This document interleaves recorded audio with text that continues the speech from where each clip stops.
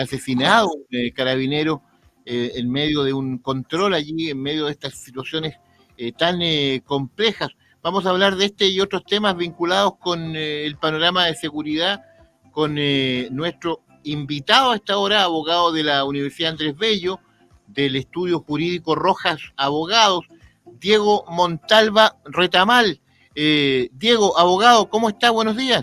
Hola, muy buenos días. Gracias por la invitación.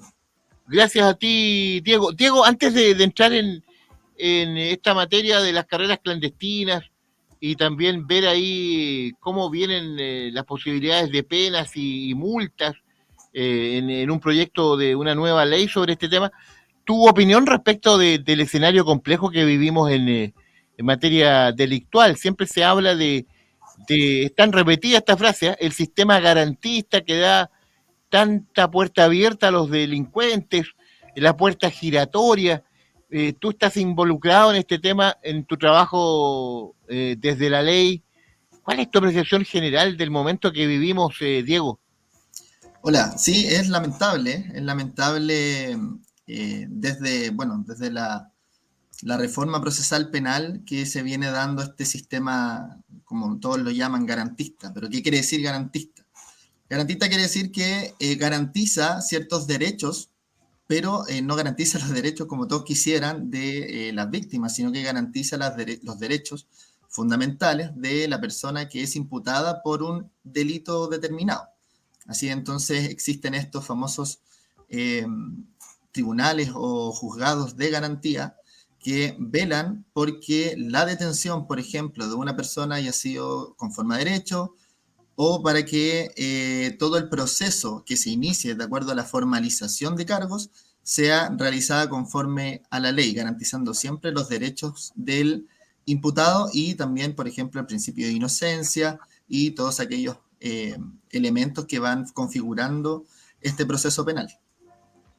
Claro, Diego, un sistema claro que se preocupa de que la detención se haya llevado a cabo en los términos que corresponde, pero claro, este sistema lleva a que haya colegas suyos, colegas tuyos, Diego, que claro, se especializan en atender a estas personas que son detenidas y al final da la impresión que el detenido por delitos se sabe de memoria el libro de la justicia en Chile y tiene su negocio allí, sabe que va a estar algún tiempo detenido, después sale para seguir robando.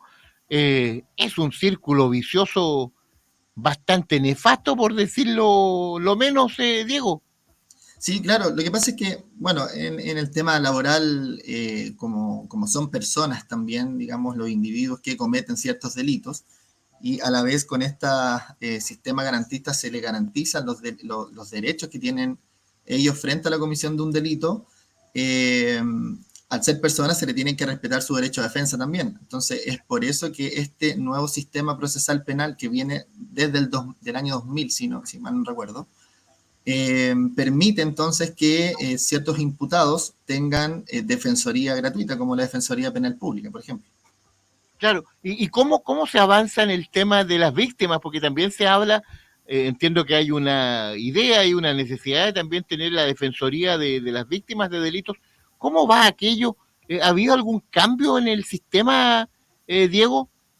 He escuchado solamente propuestas, por lo menos he visto en el Congreso que se está tramitando una especie de, o no sé si se estará tramitando o no, pero existen voces que velan por la necesidad de crear un sistema de defensoría de víctimas. Entonces, sería una buena opción, donde muchas veces las víctimas, claro, se ven desprotegidas porque si bien el fiscal es el que está a cargo de la investigación, el fiscal no viene a ser el defensor de la víctima. Para que la víctima pueda, por ejemplo, lograr un buen procedimiento, es necesario también que exista la concurrencia de un abogado querellante que permita y trabaje en conjunto con el fiscal para el esclarecimiento de los hechos. Pero sería una buena propuesta un medio o establecer una especie de defensoría de víctimas, sí. Estamos en el Twitter Café Radio Valparaíso hablando de este gran tema, tremendo tema que por supuesto preocupa a muchísima gente. Nos está acompañando hasta ahora el abogado Diego Montalva Retamal del estudio jurídico Rojas Abogados, hablando de este tema. Oiga, Diego nos escribe un gran auditor, lo saludamos, él está en Placilla, atentamente escuchando. Él es Enrique, dice buenos días amigos del Twitter Café, gran tema están tratando. Estoy leyendo el texto, Diego, que nos manda. Hay que eliminar la facultad de no perseverar o de enviar archivo las causas por parte de los fiscales. La gente se siente vulnerable con eso. Y la clave, dice, es modernizar el código penal. Oiga, tiene razón Enrique, creo, Diego, porque uno va a hacer la denuncia y al tiempo le llega una notificación de que se detiene este tema de indagar porque no hay pruebas, nada. A veces uno piensa que le están Claro. tomando el pelo, Diego, ¿ah?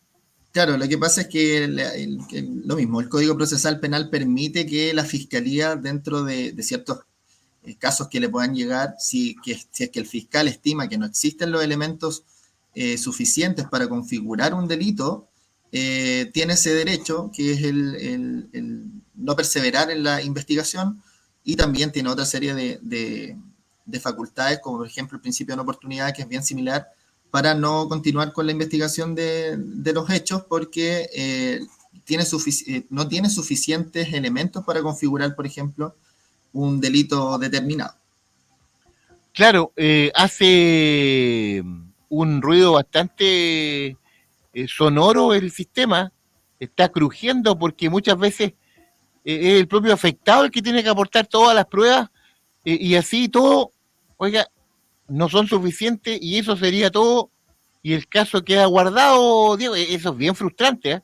Así es, y es por eso que lo que estábamos hablando recientemente, una defensoría de las víctimas sería de gran ayuda, porque para todas esas diligencias que el fiscal quizás no lleve a cabo, es necesaria la concurrencia de un abogado querellante, porque el abogado querellante tiene esa posibilidad de siempre, obviamente, estar al cuidado de la víctima en protección de sus derechos, solicitar ciertas diligencias, por ejemplo, a la fiscalía para que se realicen y así ayudar un poco más en la investigación del hecho. Pero sin abogado querellante se torna todo muy, muy difícil para la víctima. Oiga, Diego, ¿y cómo va este debate jurídico de modernizar el Código Penal? ¿Está muy atrás nuestro referente de lo penal en nuestro país?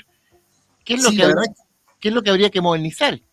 la verdad es que el Código Penal en sí es del año 1860 y algo, no recuerdo muy bien. El Código Civil es de 1856 y es de la misma época.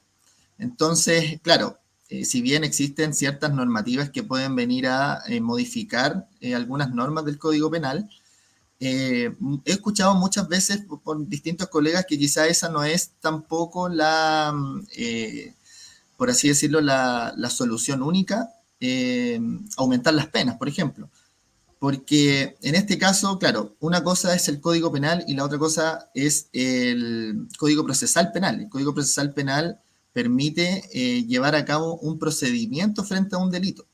Y es el Código Procesal Penal, que es del año 2000, que tampoco es tan antiguo, digamos, es el que permite entonces este sistema garantista, por así decirlo, y que permite obviamente salvaguardar los derechos de una persona frente a un proceso y cuando se le está imputando un delito. Correcto, Diego. Diego Montalva, abogado, nos acompaña hasta ahora en el Twitter Café. Diego, vamos al tema de las carreras clandestinas. Hay una nueva ley. ¿Qué es lo que dice esta ley que ataca ahí un tema que se ha hecho cada vez más común con consecuencias fatales, como fue la muerte del carabinero Retamal hace algunas semanas? ¿Qué es lo que cambia, por ejemplo, en penas, en multas para los involucrados, estimado Diego? Sí, principalmente se trata de una ley modificatoria, modifica la ley de tránsito, la ley 18.290, y agrava las sanciones que tiene los hechos provocados como consecuencia de una carrera clandestina o carrera no autorizada, como lo define la ley. Y así lo define la ley también expresamente en esta normativa, y señala que son aquellas que, sin algún permiso correspondiente de parte de la autoridad competente, a través de vehículos motorizados y en cualquiera de los lugares señalados en el artículo primero de la ley 18.290, que son vías, caminos, calles urbanas, rurales, dentro de todo el territorio de la República, que se provoquen o se realicen algunos actos sancionados por esta misma ley. Claro, y hay un endurecimiento de la sanción en definitiva, Diego. Sí, claro. Primero que todo, y continuando ahí con la definición que establece la ley, también va a definir como carrera no autorizada aquella que se realice, obviamente, con otro vehículo, ya sea contrarreloj o a través de cualquier otro dispositivo para medir el tiempo, velocidades máximas, hasta llegar a un punto o meta establecido. Competencias de destreza, deslizamientos, derrapes también van a ser sancionados. Y finalmente, competencias de maniobras de velocidad, que pongan obviamente en peligro la vulnerabilidad física, la integridad física o psíquica de la persona y obviamente la vida. Estas sanciones van a ser mucho más gravosas de las que ya existían en la ley de tránsito. Correcto, con un aumento significativo o no es tanto el aumento en las penas, Diego.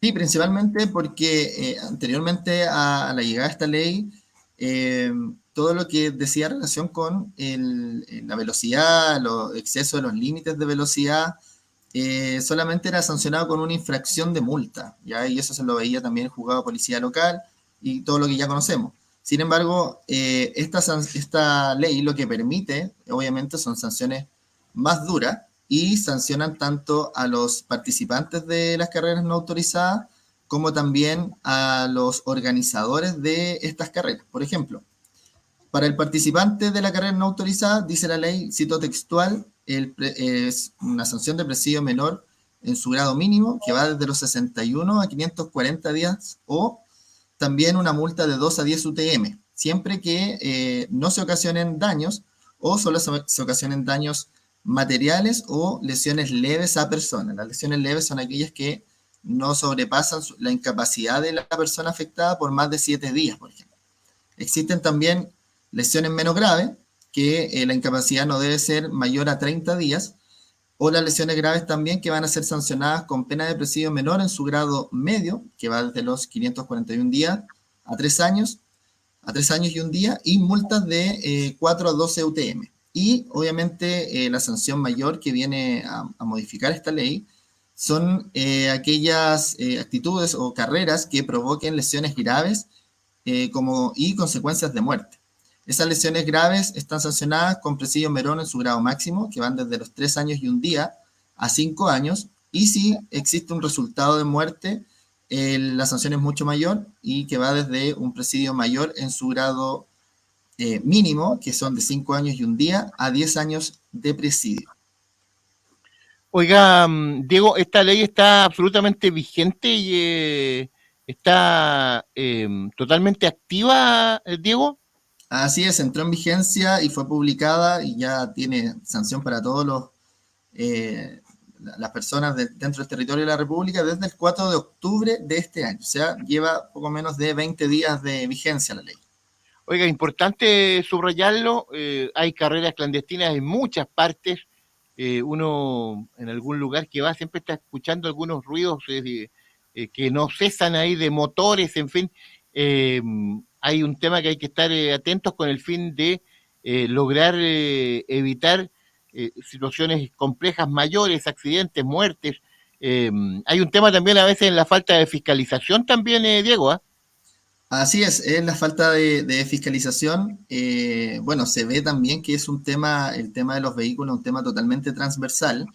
Va desde el auto, digamos, más barato que una persona puede arreglar para competir, hasta vehículos de alta gama, que se ven también en algunos lugares de Santiago, por ejemplo, en lugares altos, Lo Barnechea, la Dehesa, donde se juntan estas personas para exponer sus vehículos, hacer sonar los vehículos, y eso atrae a mucha gente. Igual es importante poner también ese tema en la mesa respecto de la posibilidad de realizar o de tener alguna fiscalización o regulación para este tipo de reuniones, porque son reuniones que lleva mucha gente, es un deporte que mucha gente lo practica, y sin ir más lejos, acá en la sexta región, en el autódromo de Codegua, se hacen fechas donde se corren vehículos de alta gama con las medidas de protección necesarias, autorizadas por la autoridad competente, y yo creo que también hay que hacer énfasis en ese tema. Hay un